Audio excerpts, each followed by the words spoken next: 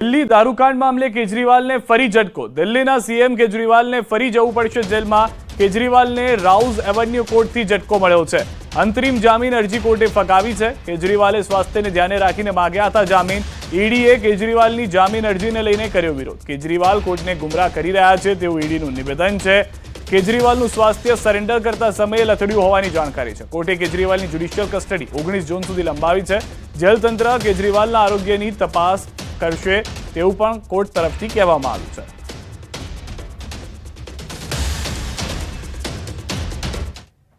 CK રાહુલજીએ કાર્યકર્તાઓને આપ્યો સંદેશ। જીતથી ખુશ થવાની બદલે કામે લાગી જાઓ। આપી છે આ સલાહ।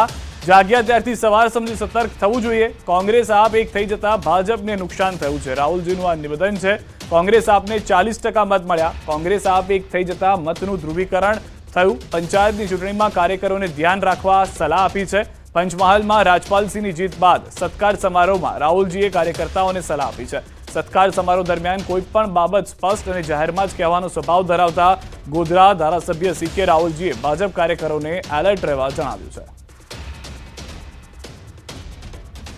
આપણે કોંગ્રેસ બે ભેગી થઈ અને 40% જેટલું આપણું 35% જેટલા મતો એ લોકો લઈ ગયા છે। આખું તમે સર્વેક્ષણ કરો તો આ બહુ આપણે હરખાવાની જરૂર નથી। જાગ્યા તોથી સવાર તાલુકા પંચાયત જિલ્લા પંચાયતની ચૂંટણીઓ આવે છે। 50 ઉપર 1% વધારે થાય 2% વધારે થાય તો એ આપણી સંસ્થાઓ આપણા હાથમાંથી ન જાય।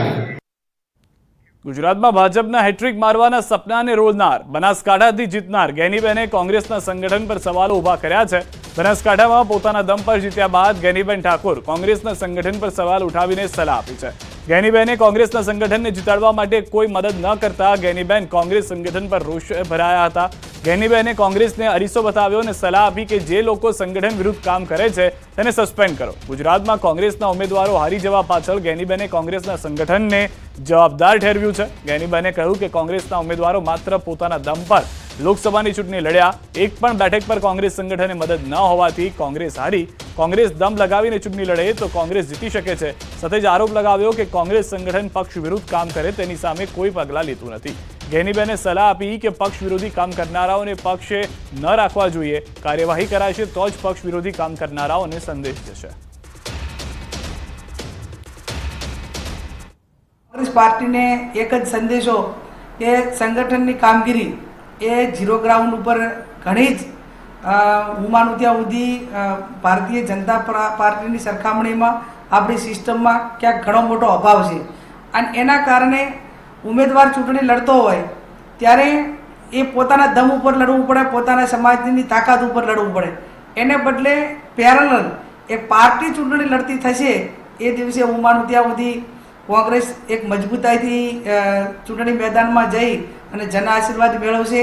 અહીંયા મતદારો કોંગ્રેસની સાથે છે પણ ક્યાંક નાના મોટી સિસ્ટમનો અભાવ હોય, પક્ષ વિરુદ્ધના કામો જે કરતા હોય એ લોકોને જે પાર્ટીના પેલા નિયમ પ્રમાણે એને કોઈ સ્થાન ન હોવું જોઈએ આવું હું પોતે માનું છું। કેમ કે જે માણસ ખોટું કરે છે એને તમે ખોટાને કોઈ નાના મોટી સજા ન કરો અથવા તો એને પક્ષમાંથી દૂર ન કરો તો બીજા એનાથી પ્રેરિત થતા હોય છે। અને પ્રેરિત થતા હોય છે એટલે દિન પ્રતિદિન પાર્ટીને નુકસાન થતું હોય છે। પાર્ટીના વિરુદ્ધમાં કોઈ પણ મારો સગો ભાઈ કામ કરે તો મેં પણ ક્યારેય એને લેટવાની ભાવના રાખી નથી। એટલે મને પોતાને જ્યારે ઈમાનદારી સાથે કામ કરવાની વાત આવે તો મેં ક્યારે પણ કોંગ્રેસ પાર્ટીના કોઈ પણ નાનામાં નાનો કાર્યકર ચૂંટણી મારા પોતાના મદદથી લડવાનો હોય તો એને પૂરેપૂરા જીતાડવા માટેના પ્રયત્નો કર્યા છે। અને એટલા માટે પાર્ટીના લોકો પાર્ટી સાથે વફાદારીથી કામ કરે એવી હું વિનંતી કરું છું। પરિણામ બાદ વિજેતાએ પરાજિત ઉમેદવારની પોલ ખોલી છે। છોટાઉદેપુરના વિજેતા જશુભાઈ રાઠવાએ શેર કર્યો વિડીયો। કોંગ્રેસના ઉમેદવાર પરિણામ પહેલા ભુવાના સહારે। છોટાઉદેપુરમાં કોંગ્રેસ ઉમેદવારનો વિડીયો વાયરલ થયો છે। સુખરામ રાઠવાનો ભુવા સાથેનો વિડીયો વાયરલ થયો છે। છોટાઉદેપુર બેઠકથી સુખરામ રાઠવા હાર્યા છે। ભાજપના વિજેતા જશુભાઈ રાઠવાએ ફેસબુક પર આ વિડીયો પોસ્ટ કર્યો છે।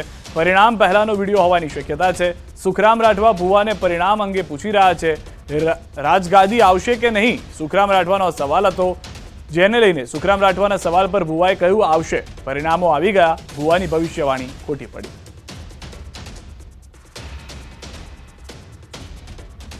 લાંબા ગજાના મોટા ગજાના નેતા, ગુજરાત વિરોધ પક્ષના નેતા, તોય છતાં આવી અંધશ્રદ્ધામાં માને અને આ પોતાના આદિવાસીઓને કેટલા 18મી સદી સુધી રવા દેવાના પ્રયત્નો કરે છે. ખરેખર આ સમગ્ર ભારત 21મી સદીમાં છે, તોય છતાં આવા પ્રયત્નો કરે તો આ નેતાને પોતાના માટે શોભતું નથી એવું મને લાગ્યું. ભરૂચ અંકલેશ્વર જીઆઈડીસીમાં આગ લાગી છે. ખ્વાજા ચોકડી નજીક કંપનીના ગોડાઉનમાં આગ લાગી છે. સ્ટાર્ક કલર નામની કંપનીની ગોડાઉનમાં સળગ્યા હોવાના સમાચાર છે. ધુમાડાના પરિસ્થિતિમાં પહેલા તો આગ એટલી ભીષણ નહોતી લાગી રહી, પરંતુ ત્યારબાદ જે વિકરાળ સ્વરૂપ ધારણ કરી લીધું, ધુમાડાના ગોટા દૂર દૂર સુધી જોવા મળ્યા હતા. 5થી વધુ ફાયર ફાઇટરો ઘટના સ્થળે છે અને આગ બુઝાવવાના પ્રયાસ કરવામાં આવી રહ્યા છે.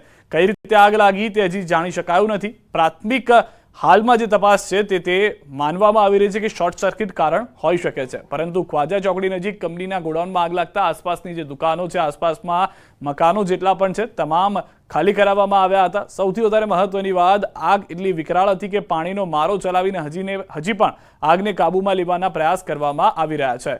વધુ જાણકારી મેળવીશું. ન્યૂઝ 18 સંવાદદાતા દીપક અમારી સાથે જોડાઈ ગયા છે. દીપક, હાલમાં આગને લઈને શું બધું જાણકારી મળી રહી છે? બિલકુલ સિદ્ધાર્થ, હાલ વાત કરીએ તો જે હાલ ઉનાળો છે અને ઉનાળામાં લગભગ 40 થી 45 ડિગ્રી તાપમાન રહે છે.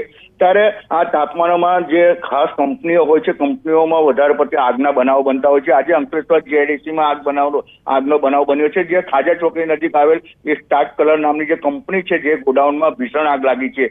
આ આગ હજુ કયા કારણસર લાગી છે તેનું તારણ હજુ નહીં મળ્યું, પરંતુ જે આગ લાગી છે જેના જે ધુમાડાના ગોટા છે, જે દૂર સુધી દેખાતા લોકોમાં ભય ફેલાયો છે.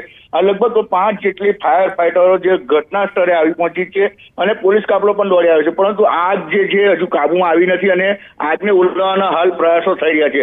પરંતુ વારંવાર આવી જે અંકલેશ્વર જીઆઈડીસીમાં લાગતી આગના બનાવો હાલ વધી રહ્યા છે અને લોકો ભયમાં રહી રહ્યા છે. જી, આભાર સમગ્ર માહિતી બદલ. તો હાલમાં જે જાણકારી મળી રહી છે તે પ્રમાણે પંચમહાલ લોકસભા બેઠક પર ભાજપના રાજપાલસિંહ જાદવે 5 લાખથી વધુની લીડ સાથે ભવ્ય જીત મેળવી છે. રાજ્યમાં સૌથી તો આગને લઈને આ મહત્વના સમાચાર. ભીષણ ગરમીના કારણે આગ લાગી હોવાની પ્રાથમિક જાણકારી.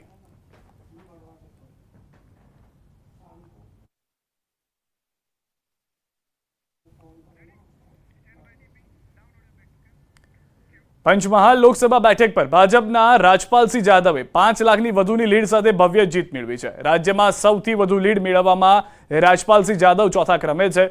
પોતાની આ ભવ્ય જીતનો શ્રેય તેમણે મતદારો અને કાર્યકર્તાઓને આપ્યો.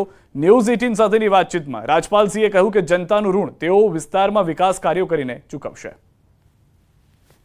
પંચમહાલ લોકસભાના વિજેતા ઉમેદવાર આપની સાથે છે, તેઓ સાથે જ વાત કરવાનો પ્રયત્ન કરીશું. રાજપાલસિંહ જાદવ, આપનું ન્યૂઝ 18 ગુજરાતીમાં સ્વાગત છે. આપ 5 લાખ અને 9,000 જેટલા મતોની લીડથી જીત્યા છો. શું કહેશો, આ જે જીતોનો જશ તે કોણ આપશો? આજે પંચમહાલ અને મહીસાગર જિલ્લાના તમામ કાર્યકર્તાઓ દ્વારા જે દમદરકા તડકામાં પણ જે મતદાન કરાવ્યું છે, ત્યારે આજે 5 લાખ ઉપરની જે લીડ આપણને મળી છે, તમામ જશ હું તમામ કાર્યકર્તાઓ અને મતદારોને આપું છું. કે જે સૌથી મોટું મતદાન કરાવી એ પણ ભાજપ તરફી, ત્યારે સૌ કાર્યકર્તાઓની જીત છે. એમનું ઋણ કેવી રીતે ચૂકવશો? કાર્યકર્તાઓનું ઋણ, આ જે મતદાન કર્યું છે સૌથી બહુ મોટું ઋણ છે.